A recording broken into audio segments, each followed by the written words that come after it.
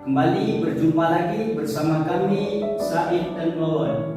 Oke, apakah kalian masih tetap mengikuti kisah-kisah Abu Nawas yang sebelumnya? Pada hari ini kita akan membahas tentang kisah Abu Nawas yang selanjutnya. Kisah Abu Nawas mengangkat masjid dikisahkan pada masa pemerintahan Raja Harun ar-Rasyid. Hiduplah seorang cerdik cendekia yang bernama Abu Nawas. Dia adalah orang yang sangat cerdik karena kecerdikannya ia diangkat menjadi penasihat Raja Harun ar-Rasyid. Suatu ketika, baginda raja dan penasihatnya ini sedang duduk-duduk di teras masjid sambil berbincang-bincang mengenai rencana baginda yang akan memperluas bangunan istana. Namun, hal ini terkendala oleh letak masjid yang bakal terkena dampak perluasan istana tersebut. Kemudian baginda raja pun meminta saran kepada Abu Nawas, sang penasehat. Bagaimana pendapatmu, nasihat, caranya memindahkan masjid ini?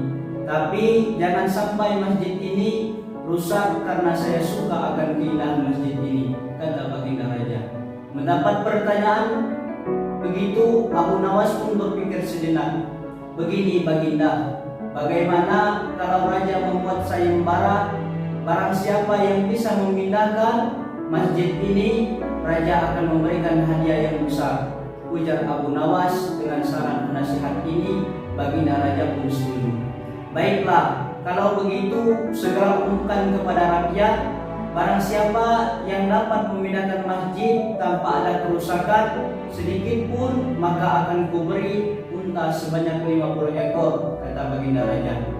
Maka diumumkanlah sayembara baginda raja ini ke masyarakat, sehingga gemparlah rakyat atas sayembara raja tersebut. Banyak rakyat yang mendaftar dengan tim-tim yang bervariasi jumlahnya hingga pada hari yang telah ditentukan. Maka seluruh rakyat berkumpul di depan masjid yang akan dipindahkan. Wahai rakyatku yang kucintai, aku mengadakan sayembara ini untuk membuat sebuah istana supaya lebih megah, sehingga bangsa lain akan lebih hormat dengan negara kita. Barang siapa yang mampu memindahkan masjid ini, maka saya akan berikan kepadanya 50 ekor unta yang gemuk-gemuk, kata baginda raja Harun ar-Rasyid. Rakyat pun menyambutnya dengan tepuk tangan, hingga akhirnya tibalah saatnya sayembara dimulai. Namun dari para peserta yang mendaftar ini tidak ada satu pun yang sanggup memindahkannya, sehingga baginda raja pun menjadi bingung. Kenapa dari peserta sayembara yang jumlahnya ratusan orang tersebut tidak ada yang mampu mengerjakannya?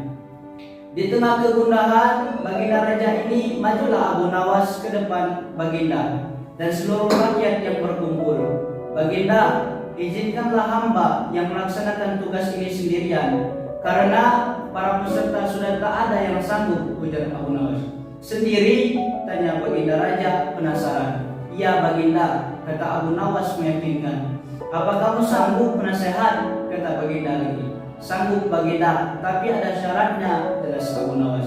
Apa syaratnya? Pasti kupenuhi, kata baginda dengan penuh semangat. Benarkah baginda akan memenuhi syarat saya? Kata Abu Nawas memastikan. Benar, coba katakan, kata baginda. Masjid ini akan saya pikul sendirian asalkan ada yang mau meletakkannya di atas pundak saya raja, kata Abu Nawas. Raja pun berpikir bagaimana cara meletakkan masjid di atas pundak Abu Nawas, sedangkan peserta yang ratusan orang saja tidak ada yang sanggup menggeser sedikit pun masjid ini. Kemudian raja pun berkata kepada Abu Nawas, sebenarnya apa maksudmu Abu Nawas? Tanya baginda. Sebesar itulah beban yang ada di pundak baginda untuk memakmurkan rakyat baginda, dibandingkan hanya memikirkan keindahan istana raja yang tidak begitu penting. Maka lebih utamakanlah kemakmuran rakyat terlebih dahulu, kata Abu Nawas. Mendengar perkataan Abu Nawas tersebut, maka baginda raja Harun ar-Rasyid pun mengerti maksudnya.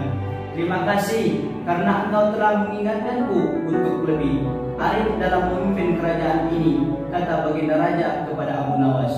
Kemudian atas perintah raja diadakanlah pesta untuk rakyat, semua ditanggung biaya oleh baginda raja.